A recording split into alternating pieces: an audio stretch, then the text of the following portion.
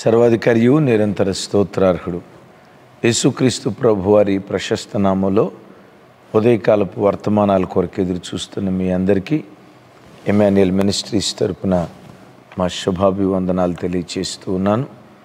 క్రీస్తునందు మాకు అత్యంత ప్రియమైన దైవజనాంగమా, ఎలా ఉన్నారు? ఈరోజు అరుణోదయపు దినాన లేచి ప్రార్థన చేసుకున్నారా? తమ్ముడు చెల్లి మిమ్మల్ని ప్రార్థించుకున్నారా? కనీసం 2-3 అధ్యాయాలైన దేవుని వాక్యాన్ని చదువుకున్నారా? ఒకవేళ ఇంకా ప్రార్థన చేసుకోకపోతే ఈ వర్తమానం విన్న తర్వాత అయినా ప్రార్థన చేసుకొని ఆయన సన్నిధిలో గడిపిన తర్వాతే గడప దాటి బయటికి వెళ్ళాలని ప్రేమతో మిమ్మల్ని హెచ్చరిస్తూ ఉన్నాను. ఈరోజు మంగళవారం కదా, సిస్టర్ జ్యోతి జెర్మియా యూట్యూబ్ ఛానల్ నుండి దివ్యమైన వర్తమానం దైవ సేవకురాలు అందిస్తారు. తప్పకుండా లైవ్ చూడండి. ప్రాముఖ్యంగా రేపు బుధవారం కదా, 27వ తారీఖు ఉదయం 10 గంటల నుండి 1 గంట వరకు కుటుంబాల క్షేమం కొరకై యవనులకు శ్రేష్టమైన భవిష్యత్తు దేవుడు అనుగ్రహించినట్లుగా సాతాను ఆధిపత్యం మన కుటుంబాల్లో ఏమాత్రం కనపడకుండా, వాడి జ్ఞాపక సూచన ఏది మన ఇంటి దరిదాపులకు రాకుండా ప్రార్థన ద్వారా కంచి వేసుకుందాం.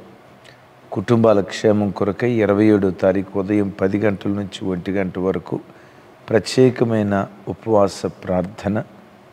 నా మనవి, నా అభ్యర్థన మీ అందరినీ బ్రతిమలాడుకుంటున్నాను.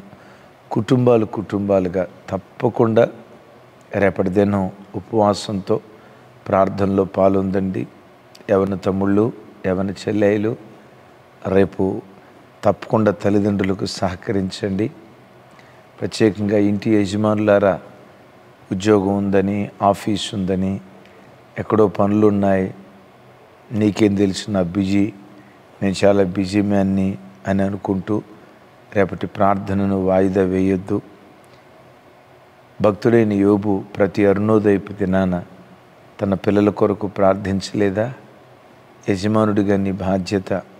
రేపు తప్పకుండా కుటుంబాలుగా ఉపవాసం ఉండి ప్రార్థనలో పాల్గొందాలని ప్రేమతో మీ అందరికీ మనవి చేస్తున్నాను. మంచిది. ఈరోజు ఓ దివ్యమైన వర్తమానం గత 5 సంవత్సరాల క్రితం అందించబడిన ఒక దివ్యమైన వర్తమానం. ఎందుకో ఆ వర్తమానం ఈరోజు మీకు వినిపించమని పరిశుద్ధాత్మ దేవుడు నా హృదయాన్ని పురికొల్పారు. నిజంగా ఆ వర్తమానం విన్న తర్వాత కావలసినంత ధైర్యం, కావలసినంత నిరీక్షణ, కావలసినంత ఆత్మ బలం, ఆత్మీయంగా చచ్చిన వాడిని కూడా బ్రతికించే వాక్యం. ఏమీ లేదు నా జీవితంలో, అంతా అయిపోయింది అని అనుకున్న బ్రతుకులు కూడా ఊరడింపు, నిరీక్షణ, ధైర్యం, విశ్వాసాన్ని పుట్టించే శక్తివంతమైన సందేశం. తప్పకుండా వినండి, ఆశీర్వదించబడండి. మోషే జీవితాన్ని గురించి మనం ధ్యానించుకుంటూ వస్తున్నాం కదా. ఈరోజు మరో ప్రాముఖ్యమైన సందేశం దేవుడు మనందరితో ముచ్చటించునుగాక. చూద్దాం. నిర్గమకాండం 2వ అధ్యాయం 14వ వచనం. నాతో కలిసి అందరూ చెప్పండి. అప్పుడు అతడు అన్యాయము చేసిన వానిని చూచి, నీవేళ నీ పొరుగు వానిని కొట్టుచున్నావని అడుగగా, అతడు, మా మీద నిన్ను అధికారిగాను తీర్పరిగాను నియమించిన వాడెవడు? రైట్. గడిచిన దినాల్లో విన్నాం, హెబ్రీయులిద్దరూ కొట్లాడుకుంటూ ఉండగా అన్యాయం చేసిన వ్యక్తిని చూసి మోషే గద్దింపుగా మాట్లాడారు. మీరు సహోదరులు, మీరు ఇలా అనైక్యంగా ఉంటే ఎట్లా? ఇది ధర్మం కాదు అని మాట్లాడితే, అన్యాయం చేసిన వ్యక్తి మోషేను తృణీకరిస్తా మాట్లాడుతున్నాడు. విచిత్రం చూడండి. అది వ్యంగ్యంగానో, ఎగతాళిగానో, అపహాస్యంగానో విధానం ఏదైనా కానీ మొత్తానికి అపహాస్యంగా, పెద్ద తీర్పరి బయలుదేరి వచ్చాడు, మాకు తీర్పు తీర్చడానికి పెద్ద అధికారి బయలుదేరి వచ్చాడు అని మోషేను తృణీకరిస్తూ వ్యంగ్యంగా అపహాస్యంగా మాట్లాడాడు. ఈ లైవ్లో దేవుని వాక్యం వింటున్న బిడ్డలారా, వాక్యాన్ని ప్రారంభించే ముందు నా హృదయపు లోతుల్లో నుంచి ఒక మాట మీతో పంచుకోవాలని నేను ఇష్టపడుతున్నాను. నీ ఆధ్యాత్మిక జీవితంలో నీకంటే చిన్న స్థాయిలో ఉన్నవారు కానీ, నీకంటే పెద్ద స్థాయిలో ఉన్నవారు కానీ ఎవ్వరిని తృణీకరించి మాట్లాడద్దు. ఎవ్వరిని అపహాస్యం చేస్తా మాట్లాడద్దు. తప్పు చేశారా గద్దించు, హెచ్చరించు, బుద్ధి చెప్పు. లేదు స్వతంత్రత ఉందా చెయ్యెత్తి ఒక దెబ్బ కొట్టు. కానీ తృణీకరిస్తూ అపహాస్యం చేస్తూ హేళన చేస్తూ పొర్రపాటున ఎవ్వరిని గూర్చి మాట్లాడద్దు. ఎందుకో చెప్పమంటారా? ఆకాశమందలి దేవుడు తృణీకరించబడిన రాళ్లను మూలకు తలరాళ్ళుగా మార్చేటువంటి వాడు. ఒకవేళ నీ అంతస్తును బట్టి, ఆస్తిని బట్టి, వింటున్నారు కదా, ఎవరినైనా తృణీకారంగా మాట్లాడితే, ఎవరినైతే తృణీకారంగా మాట్లాడేవో ఆ తృణీకారంగా మాట్లాడిన వ్యక్తి ఎదుటే నీవు తలదించుకునే పరిస్థితి రావచ్చు. అవమానపరిచిన వ్యక్తి ఎదుటే నీవు అవమాన పాలైపోయేటువంటి ప్రమాదం ఉంది. ఎందుకు నేను ఈ మాట చెప్తున్నానంటే, ఆదికాండం నుండి ప్రకటన గ్రంథం వరకు దేవుని మనసు చూస్తూ ఉంటే ప్రపంచంలో దేవుడు ఎవరిని ఏర్పరుచుకున్నాడంటే తృణీకరించబడిన వ్యక్తులను దేవుడు ఏర్పరుచుకుంటూ వస్తున్నట్లుగా వాక్యంలో రాసి ఉంది. నీ స్థితిని బట్టి, నీ ఉన్నత స్థాయిని బట్టి ఎవరిని అపహాస్యంగా తృణీకారంగా మాట్లాడద్దు. వాడెంత, వాడు బ్రతికెంత, మనం అనే మాటలు ఏంటంటే నా గోటితో సమానం, మన గోరేదో బంగారం అయినట్లు, నా కాలు గోటితో సమానం అని వెకిలిగా లెక్కలేనితనంగా మాట్లాడతాం. ఎప్పుడు జీవితంలో ఎవరిని అపహాస్యం చేస్తా హేళనగా మాట్లాడద్దు. మరలా చెప్తాను, తృణీకరించబడిన వాళ్ళనే మూలకు తలరాలుగా దేవుడు మారుస్తాడు. తృణీకారం అని అనటంతో నా జీవితంలో ఒక సంఘటన ఎప్పుడు జ్ఞాపకం వస్తుంది. ఇది ఉద్యోగస్తులకు బాగా తెలుస్తుంది. కూలి చేసేటువంటి వాళ్ళకి అది అంతగా తెలియదు, వాళ్ళకు కూడా తెలిసి ఉండొచ్చు. వారం వారం బటువాడా తీసుకునే వాళ్ళకి అంత అవగాహన లేకపోయి ఉండొచ్చు. కానీ నెలసరి జీతగాళ్ళకి మాత్రం డెఫినెట్గా ఇది బాగా అనుభవం. దేవుని కృప, నేను ఒక చిన్న ఉద్యోగం చేసేటప్పుడు చక్కడపల్లిలో నేను, నాతో పాటు నా తోడబుట్టిన ఒక తమ్ముడు రూమ్లో ఉండేవాళ్ళం. మా ప్రక్కనే ఓ మంచి భక్తి కలిగిన కుటుంబం, ఆనంద్ గారని వారి కుటుంబం ఉండేది. ఉద్యోగం చేసే రోజుల్లో, ఆ రోజుల్లో 1999 ఆ ప్రాంతంలో నెల మొదట్లో జీతం వచ్చేది. 1వ తారీఖు వచ్చిందంటే జీతం వచ్చేది. జీతగాళ్లకు నెల మొదటి వారం క్రిస్మస్ పండగ, నెల చివరి వచ్చేసరికి లెంట్ డేస్. నెల ప్రారంభంలో మాత్రం ఏక్ దిన్ కా సుల్తాన్, ఆ జీతం వచ్చిన మొట్టమొదటి రోజు ఉద్యోగస్తులకి కాళ్ళు నేల మీద ఉండవండి, భూమికి ఆకాశానికి మధ్యలో ఉంటాయి. ఆ నెల మొదటి వారంలో మేము మార్కెట్కి వెళ్ళామనుకోండి, మార్కెట్కి వెళ్ళినప్పుడు ఏదైనా పర్చేజ్ చేసినప్పుడు రూపాయో 5 రూపాయలు చిల్లర పైసలు మిగులుతాయి కదా, ఆ చిల్లర పైసలు రూమ్కి వచ్చిన తర్వాత భద్రంగా పెట్టేవాళ్ళం కాదు. ఏం చేసేవాళ్ళం తెలుసా? ఎట్లా ఇసిరేసి 7,000 రూపాయలు జీతగాళ్ళం. ఈ చిల్లరతో మనకెందుకో, మనంతా కాగితాల వ్యవహారం, మనంతా నోట్ల వ్యవహారం. ఆ చిల్లర ఇసిరేస్తే ఈ చిల్లరతో మనకెందుకో అని అనుకునేవాళ్ళం. నెలలో దినాలు అట్లా గడుస్తూ ఉండేవి. నెల చివరి వచ్చేసరికి జలాశయాలన్నీ ఆవిరైపోయాయి. జలాశయాలన్నీ ఆవిరైపోయిన తర్వాత ఇక పరిస్థితి చెప్పంటారా? ఈ నోట్లు కాగితాలన్నీ ఆవిరైపోయిన తర్వాత, అరే మొన్న ఎక్కడో సెల్ఫ్లో చెల్లరేసినట్టున్నానే. మా తమ్ముడిని అడిగేవాడిని, రే రమేష్ చిల్లరేమన్నా ఎక్కడుందో నువ్వు చూసావా అనేవాడిని. వాడెంత మంచోడంటే పొర్రపాటున డబ్బు ముట్టుకోడు. ఆ రోజుల్లో ఆ తమ్ముడికి 3,000 రూపాయల జీతం వచ్చేది. వాడు ఎంత మంచోడంటే ఆ 3,000 రూపాయల జీతం నా చేతులు పెట్టి ఆ తర్వాత అన్న 300 రూపాయలు ఇయ్యి అన్న అనేవాడు. ఎందుకురా 300 అంటే దశంభాగం అనేవాడు, ఇచ్చేవాడిని. అన్న ఇంకొక 200 ఇయ్యి అన్న అనేవాడు. ఎందుకురా అంటే బస్ పాస్కి అనేవాడు. నేను అనేవాడిని, ఒరే 500 రూపాయలు నీవే కట్ చేసుకుని 2,500 ఇవ్వచ్చు కదా అంటే, అట్టెట్ట అన్న, అట్టెట్ట అన్న, అన్నగా ఉన్నారు కదా, ముందు మీ చేతిలో పెట్టాలి, ఆ తర్వాత మీ దగ్గర నుంచి. అంత మంచివాడు రమేష్. నీకు అన్న డబ్బుల సంగతి మాత్రం నన్ను అడగొద్దనేవాడు. నేను పెద్దగా ఏమన్నా అందామంటే మా పక్కమిటే భక్తి కలిగిన ఒక కుటుంబం ఆనంద్ గారు ఉండేవాళ్ళు. పెద్దగారే చిల్లరేదిరా అని అందామంటే ఆయన ఆ మాటిని మా మీద అనుమాన పడుతున్నాడా ఏంటి అన్నట్లుగా అనుకుంటారని.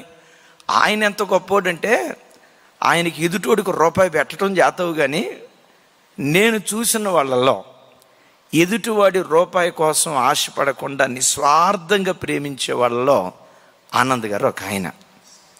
ఎవరి డబ్బు ఆశించడం.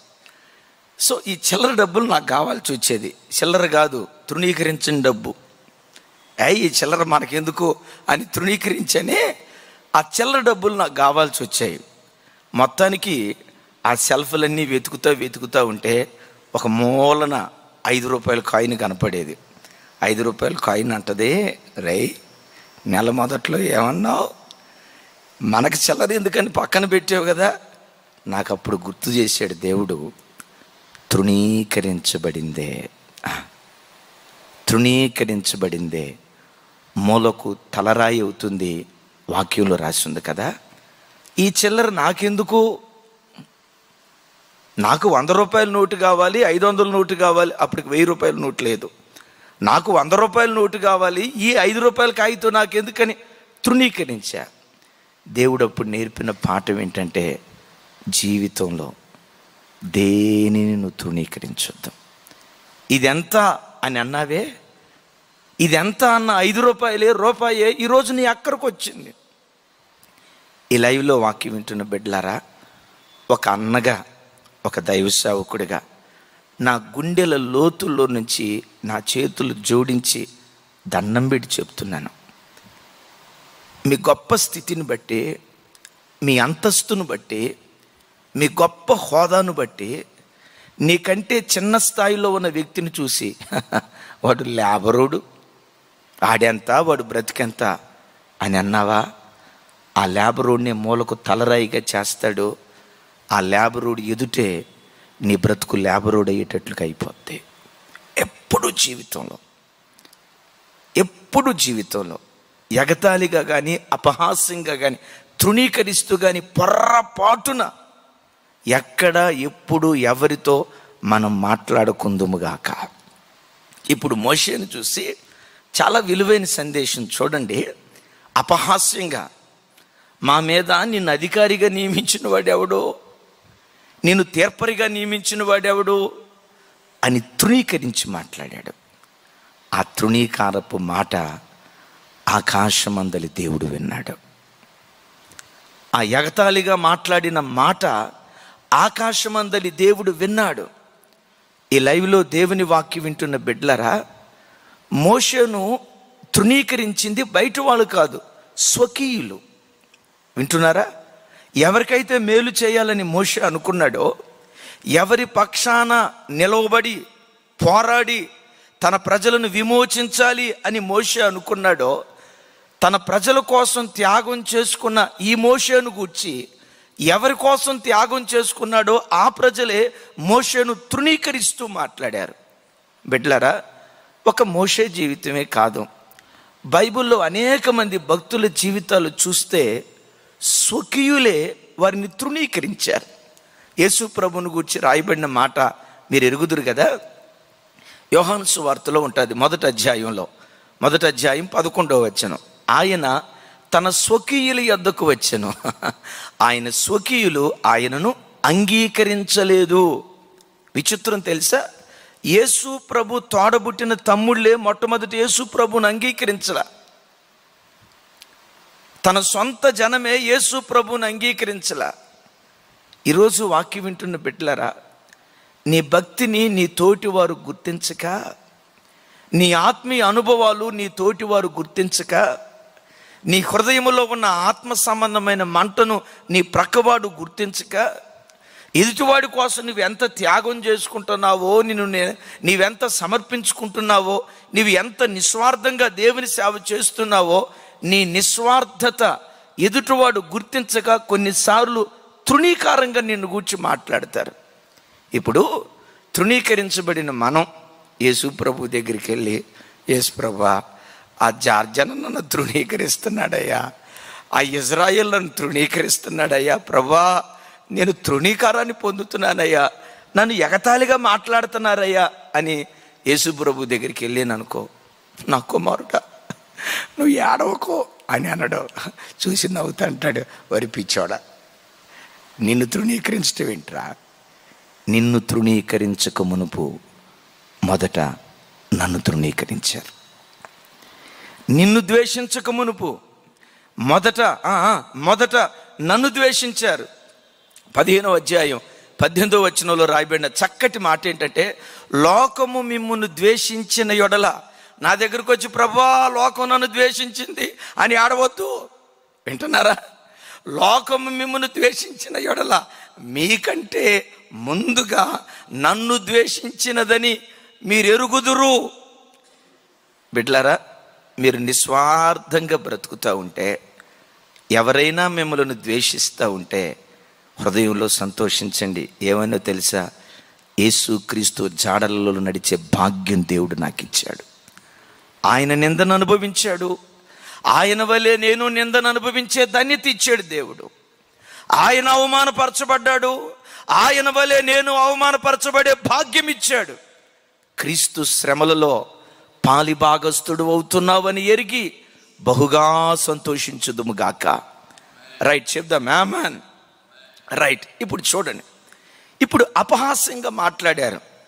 మా మీద నిన్ను అధికారిగా నియమించిన వాడెవడు, నిన్ను తీర్పరిగా నియమించిన వాడెవడు అని అంటే, ఆ మాట దేవుడు విని, రైట్ ఏమన్నావురా నా మోషే గురించి, అధికారిగా నియమించిన వాడు ఎవడు అని అంటావా? ఒకరోజు వస్తుంది చూడు, ఏ మోషేను గురించి అపహాస్యంగా నువ్వు మాట్లాడావో అదే మోషేను నీ ఎదుట అధికారిగా నేను నియమించబోతున్నాను. Praise the lord. అవమానంగా మాట్లాడిన మాటలను ఆశీర్వాదపు ఓటగా దేవుడు మార్చాడు. చూడండి, ఆ మాట చదివిస్తేనే బాగుంటుంది. చూడండి, అపోస్తుల కార్యాలు, బహు చక్కటి మాట. అందరు ఆ మాట టిక్ చేసుకోండి. అపోస్తుల కార్యాలు 7వ అధ్యాయం 35వ వచనం. 7:35. అధికారినిగాను, అందరూ చెప్పాలి, అధికారినిగాను, గృహాల్లో ఉన్న వాళ్ళు కూడా తల్లి చెప్పాలి నోరు తెరిచి, అధికారినిగాను తీర్పరినిగాను నిన్ను నియమించిన వాడెవడని వారు నిరాకరించిన ఈ మోషేను, ఏ మోషే నిరాకరించబడిన మోషే. ఎవరి చేత? స్వకీయుల చేత. ఏమని? నిన్ను అధికారిగా నియమించిన వాడెవడు, నిన్ను తీర్పరిగా నియమించిన వాడెవడు అని నిరాకరించబడిన ఈ మోషేను అతనికి పొదలో కనబడిన దేవదూత ద్వారా దేవుడు అధికారినిగాను విమోచకునిగాను నియమించి, బాబా ఈ మాట చూడండి, అధికారినిగాను తీర్పరిగా కాదు, దానిని మించి విమోచకుడుగా నియమించి ఆ ఐగుప్తు దేశానికి పంపించాడు.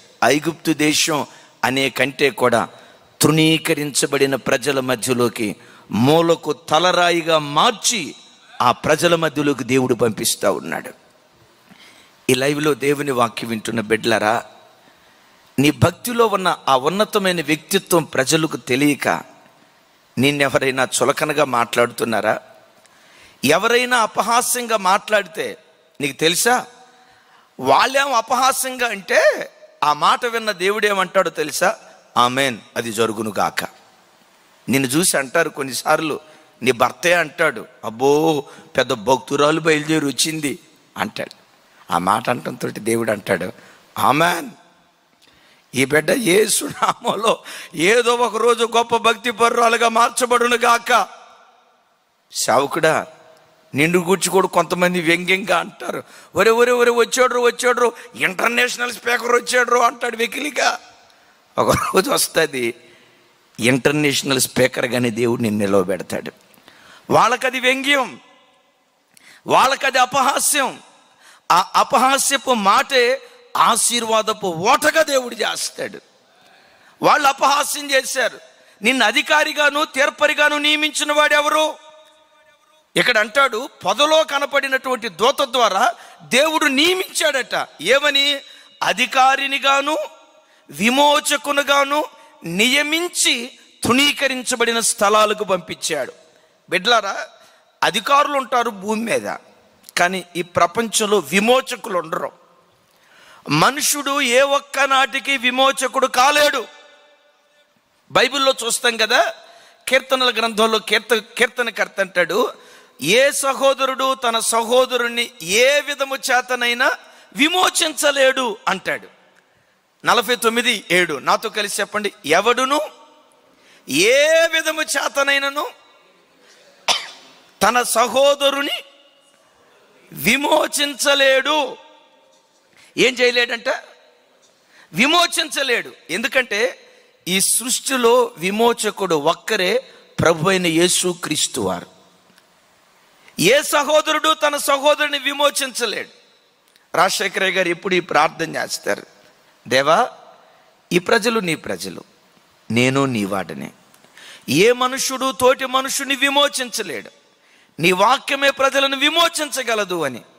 కానీ ఇక్కడ అర్థం కాని ఆశ్చర్యకరమైన సంగతి ఏంటంటే, మోషేను ఆ ప్రజల మధ్యలో అధికారిగా తీర్పరిగా మాత్రమే కాదు, దానికి మించి విమోచకుడుగా నిలవబెట్టాడు. విమోచకుని స్థానం దేవుని స్థానం. బిడ్లారా, ఐగుప్తు దేశం నుంచి నరహంతకుడిగా మిద్యాను అరణ్యానికి వచ్చాడు. మిద్యాను అరణ్యము నుండి దేవునిగా ఐగుప్తు దేశానికి బయలుదేరి వెళ్ళాడు.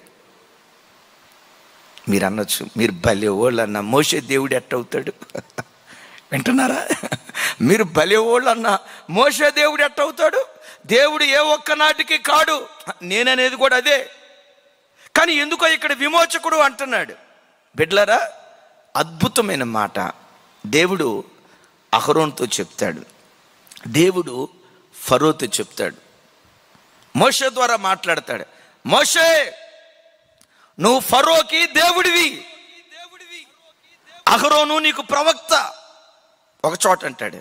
ఇంకో చోట ఏమంటాడు తెలుసా? మోషే, అహరోనికి నువ్వు దేవుడివి, నీవు ఏది పలకమంటావో అదే పలుకుతాడు, ఏది మాట్లాడమంటావో అదే మాట్లాడతాడు. మౌనంగా ఉండమంటే మౌనంగా ఉంటాడు, మాట్లాడమంటే మాట్లాడతాడు. అంటే ఒకవైపున రాజైన ఫరోకి దేవుడు అయ్యాడు,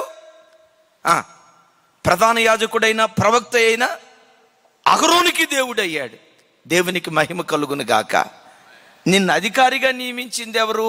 అపహాస్యంగా మాట్లాడితే అధికారికి మించిన ఉన్నతమైన స్థాయిని మోషేకు దేవుడిచ్చాడు. ఈ లైవ్లో దేవుని వాక్యం వింటున్న బిడ్డలారా, నిన్ను గూర్చి ఎవరైనా వెకిలిగా మాట్లాడుతున్నారా? తృణీకరించి మాట్లాడుతున్నారా?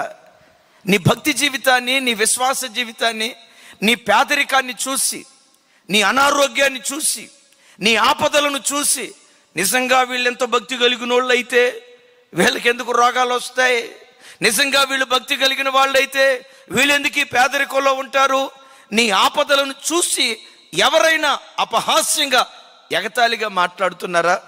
నమ్ము, 40 సంవత్సరాల తర్వాత ఎగతాళి చేయబడిన ఆ ప్రజల మధ్యలోనే మోషేను మూలకు తలరాయిగా ఎలా నిలవబెట్టాడో, అవమానపరచబడుతున్న క్రైస్తవుడా, ఎగతాళి చేయబడుతున్న దైవ సేవకుడా, తృణీకరించబడుతున్న విశ్వాసి, అవమానాన్ని ఎగతాళిని భరించలేక కన్నీళ్లు విడుస్తూ ఏడుస్తూ బ్రతుకుతున్న ఓ సహోదరుడా, నీతోనే నా దేవుడు మాట్లాడుతున్నాడు. ఎక్కడ తృణీకారాన్ని పొందావో, ఎక్కడ అవమానాన్ని పొందావో, ఏ స్థలములో ఏడ్చావో, తలదించుకున్నావో, తృణీకరించబడిన ఆ స్థలాలలోనే మూలకు తలరాలుగా దేవుడు మార్చబోతున్నాడు. మరలా చెప్తాను, వాళ్ళన్న ఆ మాట ఏమో అపహాస్యంగా అన్నారు. నిన్ను అధికారిగా నియమించింది ఎవరంటే దేవుడు నిజంగానే అధికారిగా నియమించాడు. Praise the lord. గట్టిగా అండి, ప్రైజ్ ది లార్డ్. ఒక ఆయన నన్ను చూసి అన్నాడు, ఏదో అంటే అలాగని గేల్ చేయాలని కాదు కానీ నన్ను చూసి అన్నాడు, ఒరే టీవీ స్పీకర్ వచ్చాడు రా అన్నాడు. ఒరే టీవీ స్పీకర్ వచ్చాడు రా అన్నాడు సరదాగా. నేను మనసులో అనుకున్నాను, యేసునామములో ఇది జరుగును గాక అని. బిడ్డలారా, ఎవరైనా అపహాస్యంగా గేలి చేస్తా అంటారు. ఆ మాట వింటున్నప్పుడు విన్నది నీవే కాదు, నీ పక్షాన యుద్ధాలు చేసే దేవుడు కూడా ఆ మాట వింటున్నాడు. నీ పక్షాన రోషము వహించిన దేవుడు కూడా ఆ మాట వింటున్నాడు. నీ విషయంలో రౌద్రాన్ని తెచ్చుకునే ఆ దేవుడు కూడా ఆ మాట వింటున్నాడు. ఆయన ఎవరో తెలుసా? శూరుడు, శౌర్యము కలిగిన రాజు. ఇది జరుగునా అని అనుకొనని భీకరమైన కార్యాలు జరిగించగలిగినటువంటి వాడు. అయితే ఇక్కడ ఒక మాట గమనించు. ఆయన ఎగతాళిని అనుభవించిన వెంటనే దేవుడు అధికారిగా విమోచకుడిగా నియమించలా. తాను ప్రతిష్ఠ చేసుకొని ఏమని ప్రతిష్ఠ చేసుకున్నాడు? ఐగుప్తు ధనము కంటే క్రీస్తు విషయమైన నింద, అల్పకాలపు సుఖభోగముల కంటే దేవుని ప్రజలతో కూడా శ్రమ పొందుట ఇది నాకు మేలు అని తన జీవితాన్ని ప్రతిష్ఠ చేసుకున్నాడు. ఆ ప్రతిష్ఠను దేవుడు 40 సంవత్సరాలు పరీక్షించాడు. 40 సంవత్సరాలు శ్రమ పెట్టాడు. 40 సంవత్సరాలు మోషే జీవితంలో నిశ్శబ్దమయ్యాడు. 40 సంవత్సరాలు మోషే జీవితంలో దేవుడు మౌనమయ్యాడు. బిడ్డలారా, ప్రజలు నిన్ను అవమానపరుస్తున్నప్పుడు కొన్ని రోజుల పాటు దేవుడు మౌనంగానే ఉంటాడు. ఈ శ్రమ కాలంలో నీవెలా స్పందిస్తావో, ఈ అవమానాలు భరించే కాలంలో ఎలా దేవుని ఎదుట నువ్వు బ్రతుకుతావో 40 సంవత్సరాల పాటు మోషేను దేవుడు పరీక్షించాడు. అతని ప్రతిష్ఠా జీవితాన్ని దేవుడు శోధించాడు. బిడ్డలారా, మనకున్న ఇది రెడీమేడ్ కాలం కదా, అంతా మనకు రెడీమేడ్గా ఇవాళ కళ్ళు మూస్తే రేపటికల్లా, ఇవాళ ప్రార్థన చేస్తే రేపటికల్లా జవాబు రావాలి.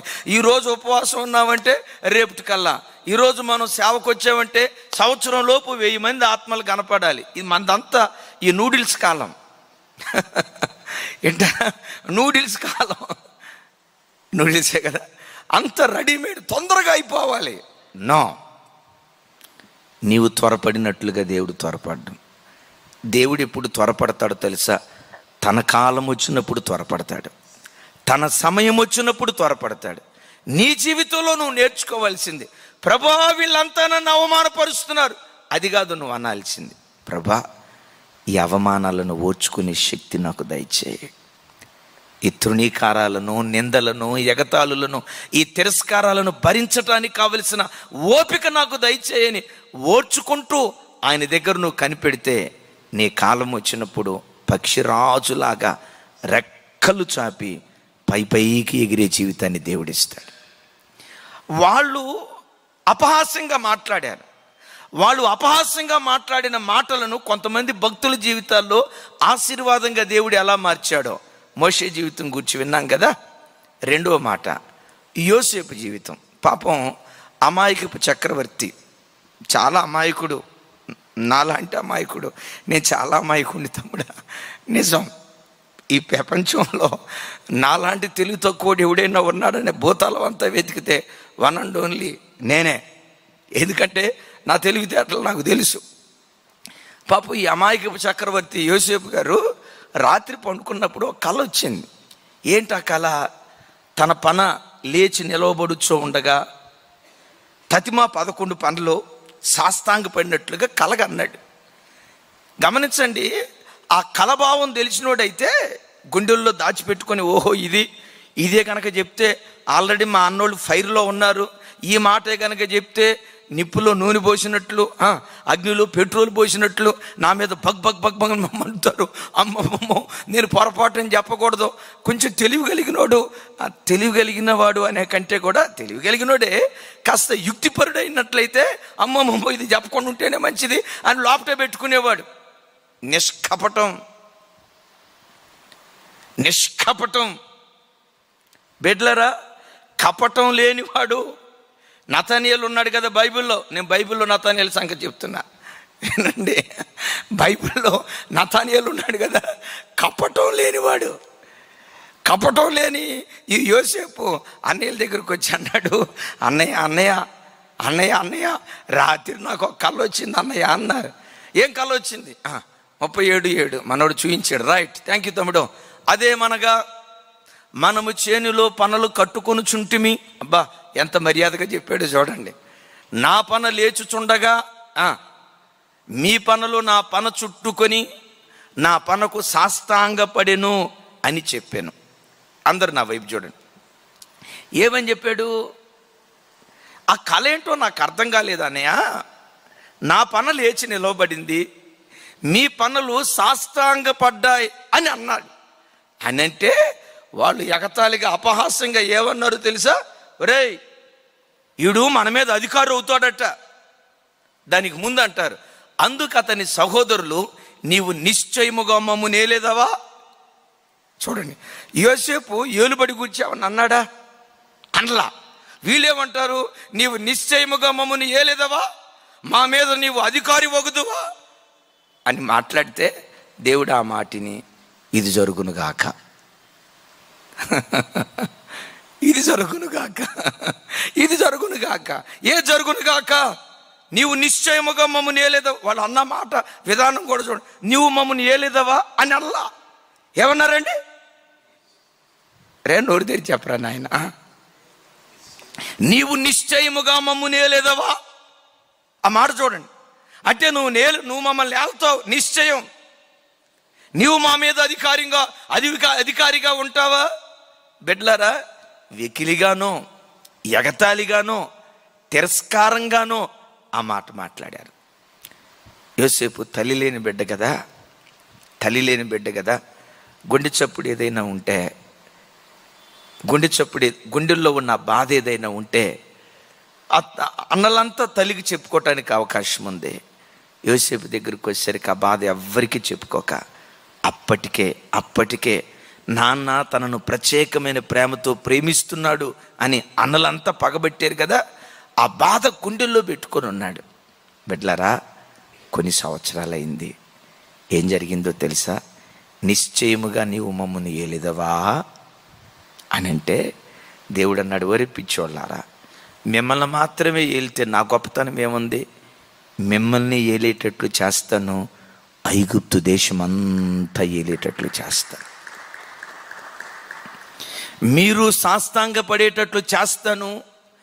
ఐగుప్తు దేశంలో ఉన్న ప్రతి ఐగుప్తీయుడు నా యోసేపు ఎదుట సాష్టాంగ పడేటట్లుగా నేను చేయబోతున్నాను. దేవా, యోసేపు జీవితంలో కార్యం ఎందుకు చేయబోతున్నారు? మీరు తిరస్కరించిన ఆ తిరస్కారపు మాటలు నా చెవుల్లో జొరబడ్డాయి. మీరు అవమానపరిచిన అవమానకరమైన మాటలు నా గుండెలకు వినబడ్డాయి. నా యోసేపును అవమానపరిచారు కనుక మీరు సాగిలపడటం మాత్రమే కాదు, దేశమంతా సాగిలపడేటట్లుగా నేను కార్యం చేయబోతున్నాను. బిడ్డలారా, అది జరగలేదా? జరిగింది. వాళ్ళేమో ఏదో అపహాస్యంగా మాట్లాడదాం అనుకున్నారు. అబ్బో వీడు అధికారం అవుతాడంటారు, మనల్ని ఏళ్తాడంటారు. ఒరే అబ్బాయి వీడికి వచ్చిన కళనండి, మనం వీడికంటా సాగిలి పడతామంట, వీడు కాలు మీద కాలు వేసుకొని దర్జాగా మన ఎదుట నిలవబడతాడట. ఒరే అబ్బాయి వీడి కథేనా, వీడి కథ ఏంటో చూడండి అని అంటే, ఒరే పిచ్చోళ్ళారా, అది కళ్ళ కాదు, అది కథ కాదు, ఆ కళను నిజం చేయబోతున్నాను. కళను నిజం చేయటం మాత్రమే కాదు, మీరు యోసేపు కనిన కళ కంటే, మీరు చెప్పిన భావము కంటే అత్యధికమైన కార్యాలు ఆయన ఎవరో తెలుసా? అడిగిన వాటి కంటే, ఊహించిన వాటి కంటే అత్యధికమైన కార్యాలు దేవుడు చేయబోతున్నాడు. హల్లెలూయా. బిడ్డలారా, నీవు ఆరాధించే దేవుడు ఎవరో తెలుసా? అపహాస్యపు మాటలను ఆశీర్వాదపు ఓటలుగా మార్చేవాడు. నీ జీవితంలో యోసేపు లాగా నీ స్వకీయులే తిరస్కరించారా? ఉద్యోగ స్థలంలో పోతీఫర్ భార్య యోసేపును తిరస్కరించినట్లుగా ఎక్కడికి వెళ్ళినా తిరస్కారపు మాటలు, ఎక్కడికి వెళ్ళినా అవమానకరపు మాటలు. బిడ్డలారా గమనించండి, నీ జీవిత విధానాన్ని గురించి, ప్రతి అడుగును గురించి అపహాస్యంగా ఎవరైనా మాట్లాడుతున్నారా, తృణీకరిస్తున్నారా? ఏడవద్దు. యోసేపును గుర్తు తెచ్చుకో. ఏ ప్రజలు తృణీకరించారో, తృణీకరించబడిన ఆ స్థలాలలోనే మూలకు తలరాయిగా దేవుడు నిలవబెట్టాడు. బిడ్డలారా, యోసేపును దేవుడు ఆ స్థితికి తీసుకొని వెళ్ళటానికి, యోసేపులో నుంచి మనం నేర్చుకునే గొప్ప పాఠం ఏంటో తెలుసా? దేవుడు తనకు ఏ కృపనైతే ఇచ్చాడో ఆ కృపను కాపాడుకున్నాడు. కాపాడుకోవటం మాత్రమే కాదు, కృప వెంబడి కృపను యోసేపు పొందాడు. ఏమండి, కృపను కాపాడుకుంటే చాలు, ఆటోమేటిక్గా కృప వెంబడి కృప వస్తుంది. ఏంటి యోసేపుకున్న కృప? రెండు చెప్తాను. ఒకటి, పరిశుద్ధమైన జీవితం జీవించే ఆ జీవితం, యోసేపు పరిశుద్ధంగా బ్రతికే విషయంలో యోసేపు కృప పొందాడు. అన్నలు చెడుతనం చేస్తూ ఉంటే వాళ్ళ చెడుతనంలో తను పాలుభాగస్తుడయ్యేవాడు కాదు. అంటే ఎట్ ద ఏజ్ ఆఫ్ 17, వింటున్నారు కదా, మంచి యవన వయస్సు అంటారు కదా, రక్తం ఉరకలేస్తుంది అని అంటారు కదా, రక్తం ఉరకలేస్తుంది అంటారు కదా. రక్తం ఉరకలు వేసే యవన వయస్సులో ఉన్నప్పుడు చెడుతనాన్ని అసహించుకుంటూ ఉండేవాడు. 17వ సంవత్సరంలో ఏ చెడుతనాన్ని అసహించుకున్నాడో 25వ సంవత్సరంలో కూడా అదే చెడుతనాన్ని అసహించుకున్నాడు. 30వ సంవత్సరంలో రాజు అయిన తర్వాత 110 సంవత్సరాల పాటు తన బ్రతుకు కాలమంతా ఆ చెడుతనాన్ని అసహించుకుంటూ ఉన్నాడు. పరిశుద్ధంగా బ్రతికే జీవితాన్ని, ఆ కృపను కాపాడుకున్నాడు. పరిశుద్ధంగా బ్రతికే ఆ జీవితాన్ని తాను మలినం చేసుకోలేదు. ఈరోజు వాక్యం వింటున్న బిడ్డలారా, పరిశుద్ధంగా బ్రతికే జీవితం బాప్తిస్మం తీసుకున్నప్పుడు వరంగా దేవుడు నీకు ఇచ్చాడు. ఒకప్పుడు నీవేమై ఉన్నప్పటికీ యేసు ప్రభు వారి రక్తంతో కడగబడి ఆ నీళ్ళలో నుంచి, యేసయ్య రక్తంలో నుంచి నువ్వు లేవటంతో నీ మనస్సులో ఒక బలమైన తీర్మానం, చూపుల్లో అపవిత్రత రాకుండా, హృదయపు ఆలోచనలో అపవిత్రత రాకుండా, నోటి మాటల్లో అపవిత్రత రాకుండా, చూపులో, నడకలో, పడకలో ఎక్కడ అపవిత్రత రాకుండా పవిత్రంగా బ్రతకాలి అనే గొప్ప తీర్మానం ఆ రోజుల్లో నీ గుండెల్లో ఉండేది కదా.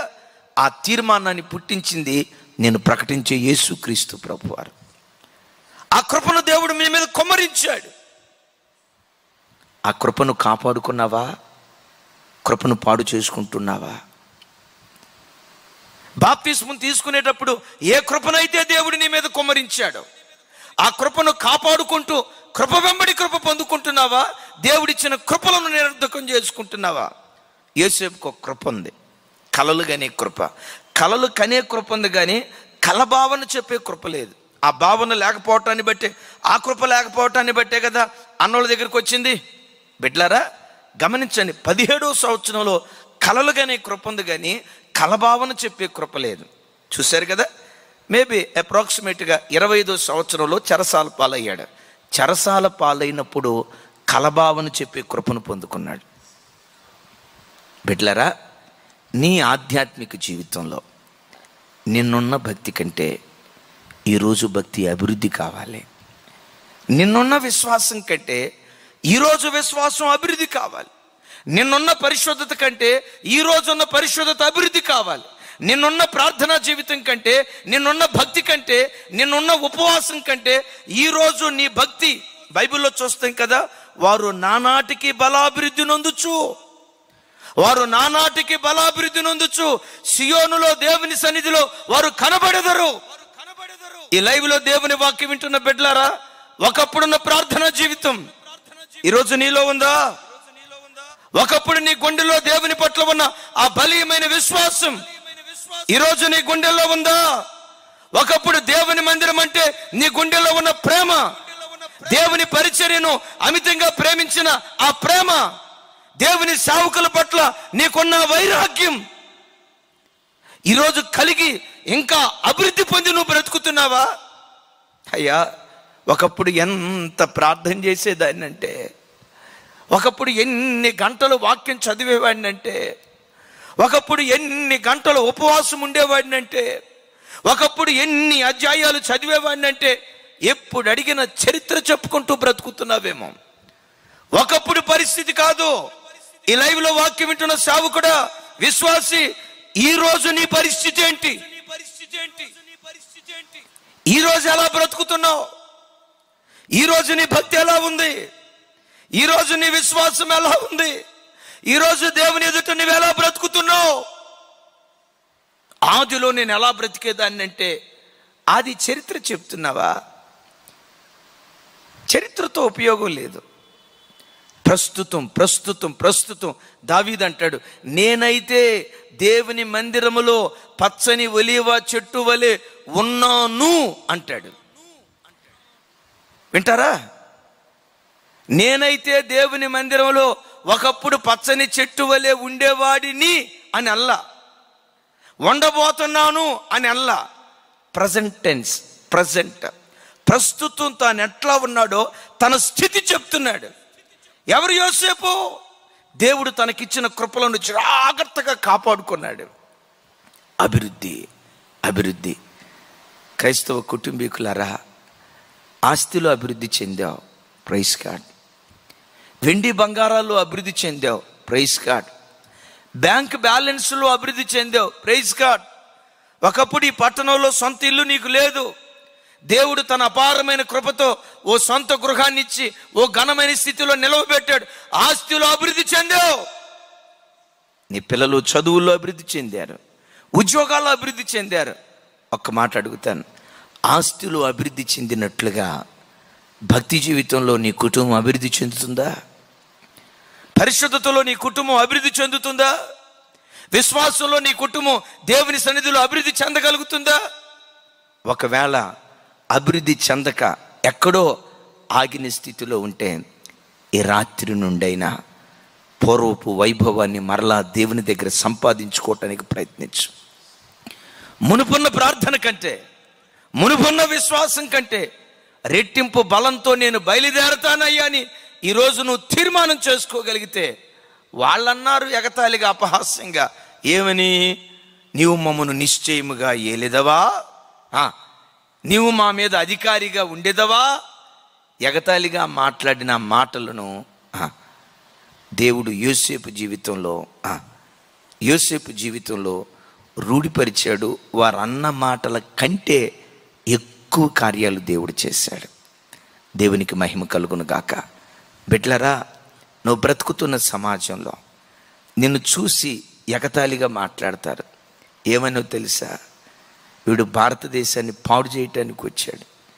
మన మతాలు, మన కులాలు, మన సాంప్రదాయాలు ఉండగా వీటన్నిటిని పాడు చేయటానికి వచ్చారు.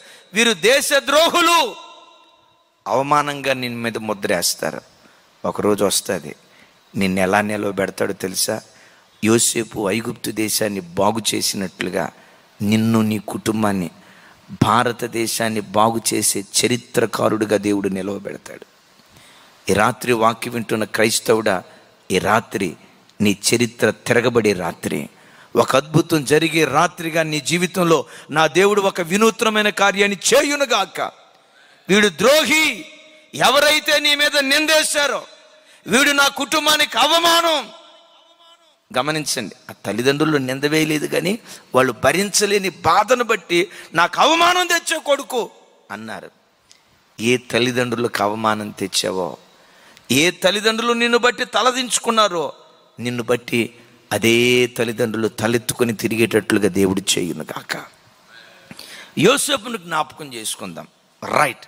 మూడో వ్యక్తి నేను చెప్పబోయే మాట ఏంటంటే, దావీదు గారు. వాళ్ళు అపహాస్యం చేయటానికి అన్నారు, వింటున్నారా?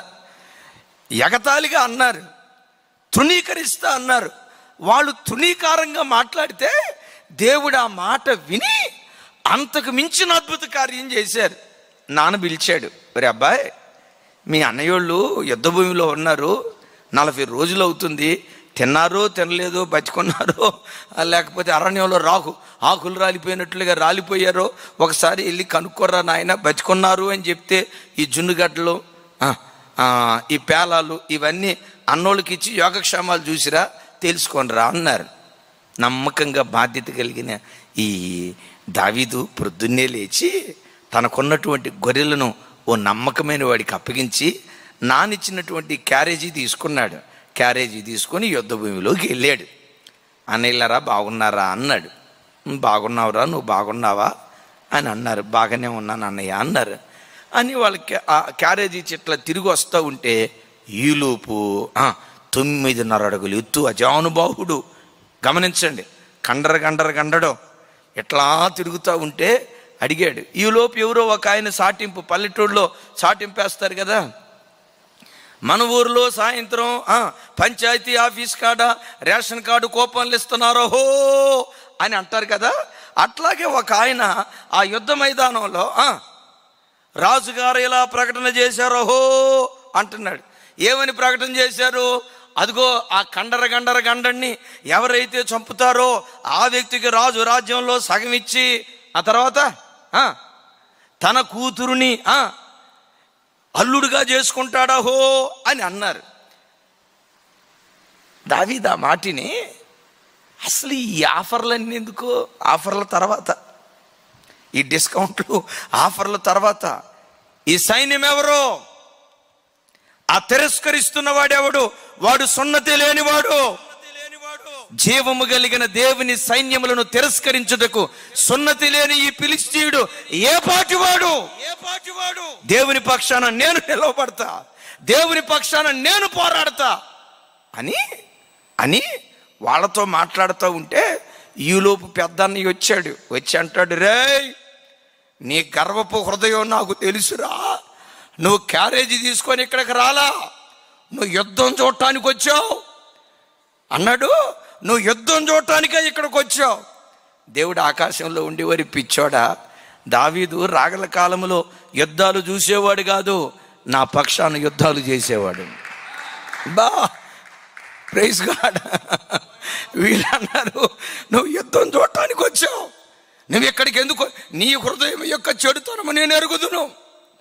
ఆ చిన్న గొర్రె మందను ఈడు యుద్ధ భూమిలో ఉన్నాడు కానీ గొర్రెల మంద మీద మనసు బోలా. తమిళారా వింటున్నారా? చావుకు వచ్చాడు కానీ సర్జన కూర్చున్న మనసు బోలా. వింటున్నారా? చావుకు వచ్చాడు కానీ మార్కాపురం మీద మనసు బోలా. ఈడు యుద్ధ భూమిలో ఉన్నాడు కానీ గొర్రెల మంద చుట్టూతో తిరుగుతుంది ఈడు మనసు. ఎట్లాంటి వాడు యుద్ధ భూమిలో ఉంటే ఏం చేయి ముందుతారు చెప్పండి? అటు చావుకొచ్చాడు కానీ పుట్టిన ఊరిని వదిలిపెట్టట్లా, చావుకొచ్చాడు కానీ జన్మభూమిని వదిలిపెట్టట్లా. యేసు ప్రభు అంటారు, ఎవడైనా నా శిష్యుడు కాగోరిన యెడల తన తల్లిని తండ్రిని అని ప్రభు అంటారు కదా. నాకు అర్థం కాని విషయం ఏంటంటే, మనోడు యుద్ధ భూమిలో ఉన్నాడు కానీ మనసు ఎటు తిరుగుతుంది? మళ్ళీ అంటాడు, ఆ చిన్న గొర్రెల మంద, ఒరే నువ్వు వచ్చి 40 రోజులు అవుతుందిరా నాయన, చిన్న పిల్లలు నా సంగతి నీకు ఎట్లా తెలుసు అంటే, వెళ్ళేటప్పుడే ఏమంటారు తమ్ముడు, ఎన్ని గొర్రెలు గర్భంతో ఉన్నాయి, నేను వెళ్ళిన తర్వాత ఎన్ని రోజులకి ఏ గొర్రె నిద్ది మొత్తానికి లెక్క పెట్టుకుని ఉంటాడు మనోడు.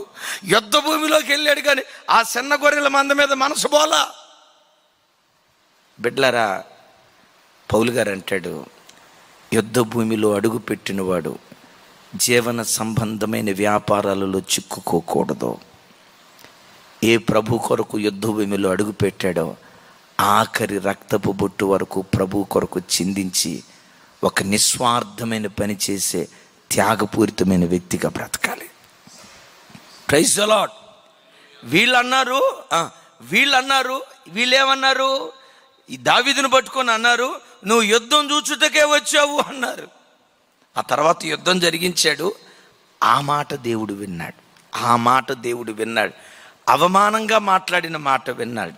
బిడ్డలారా, నీవు ఆరాధించే నీ దేవుడు ఎవరో తెలుసా?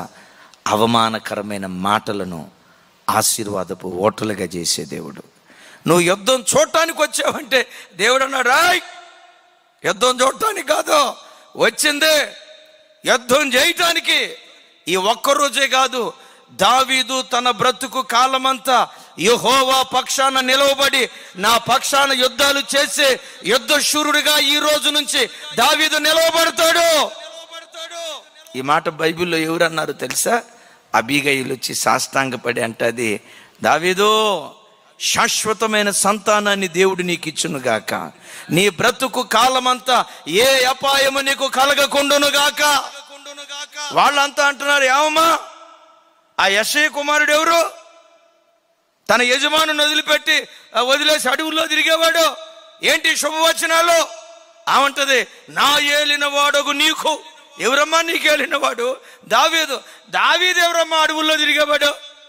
ఏమంటది, నా ఏలిన వాడగు నీకు. ఆయన ఎవరో ఆయన శాశ్వతమైన సంతతినిచ్చునుగాక. దావీదులో నుండి బయలుదేరిన ఆ శాశ్వతమైన సంతతే ప్రభు అయిన యేసుక్రీస్తు వారు. ఆ ప్రభు అయిన యేసుక్రీస్తు వారిలో నుంచి ఉద్భవించిన ఆ శాశ్వతమైన సంతతే క్రైస్తవ సంతతి.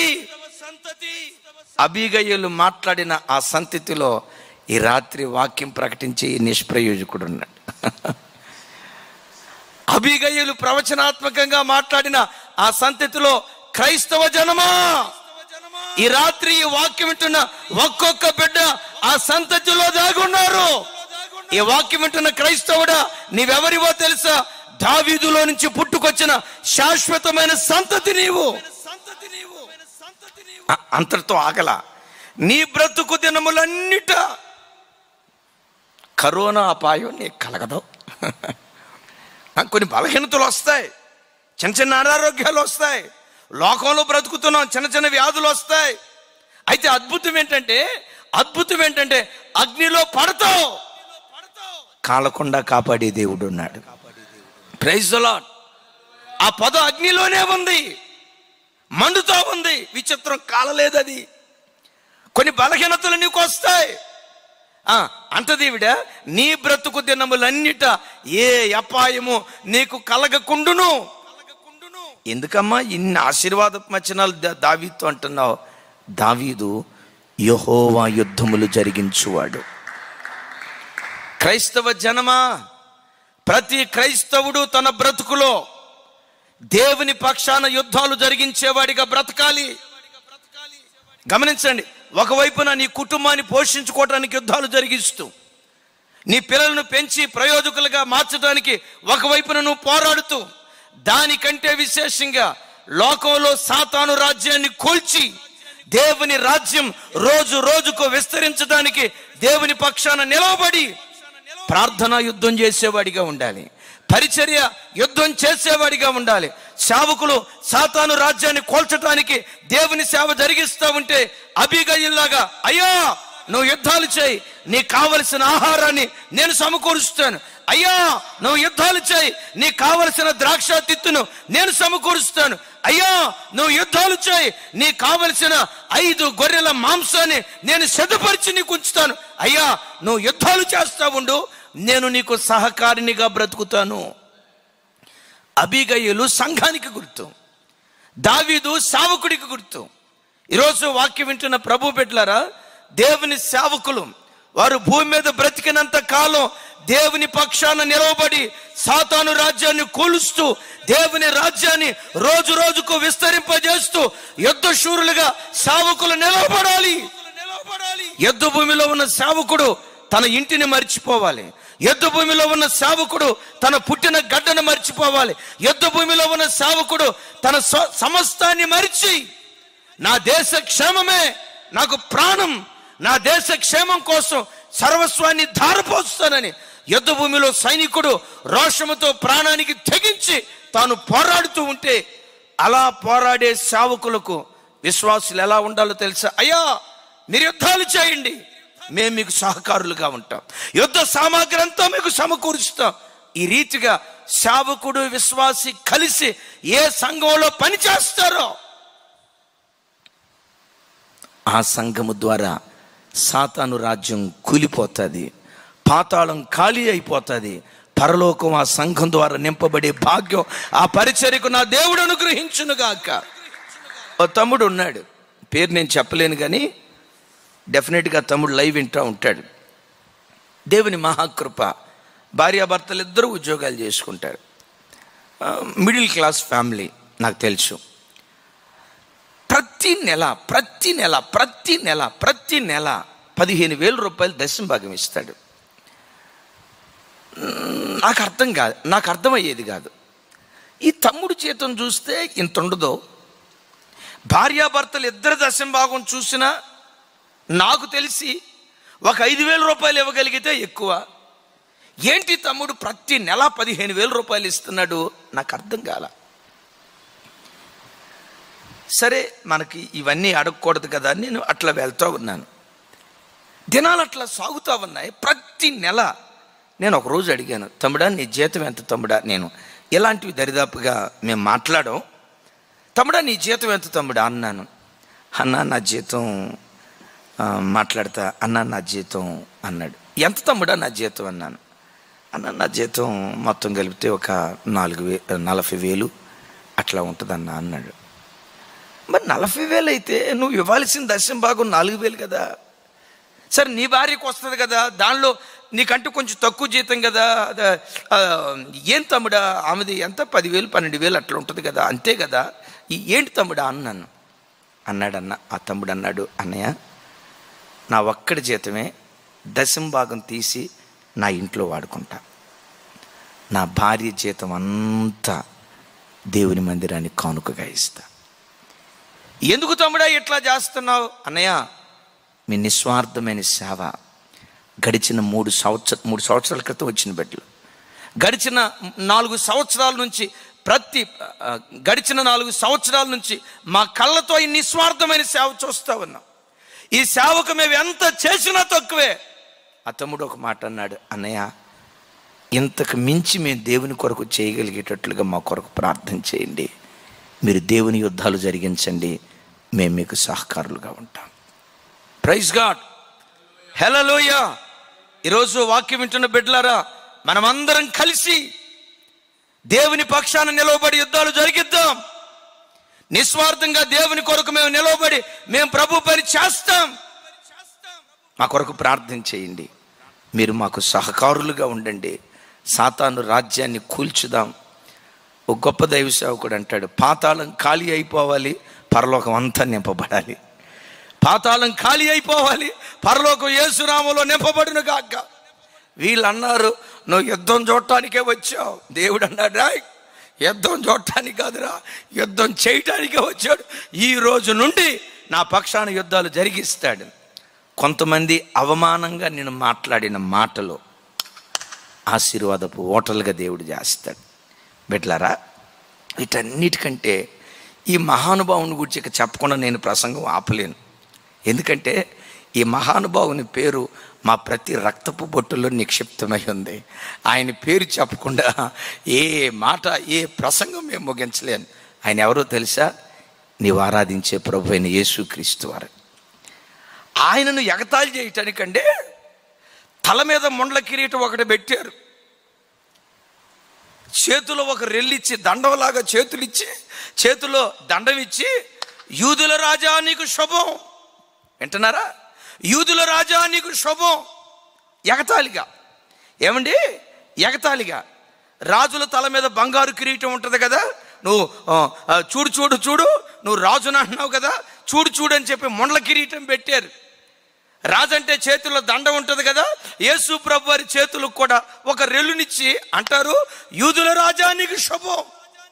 ఎగతాళిగా. దేవుడు విన్నాడు. వరి పిచ్చోళ్ళారా, యూదులకు మాత్రమేనా? ఆగండి ఆగండి ఆగండి. వీళ్ళు ఇట్లా ముందుకెళ్ళి వీళ్ళ పిచ్చి ముదరటం కాదు, కానీ సహజంగా ఎవరినైనా సిలువ వేస్తే ఆ సిలువకు పైన అతని డిజిగ్నేషన్ రాస్తారు. అతడు ఏం చేసేవాడు, అతని పరిస్థితి ఏంటి, అది రాసేవాళ్ళు. యేసుక్రీస్తు ప్రభు వారిని సిలువ వేసినప్పుడు ఆ సిలువకు పైన INRI అని రాసి ఉంటుంది కదా. INRI చూడండి. I Iesus, N Nazarenus, R Rex, I.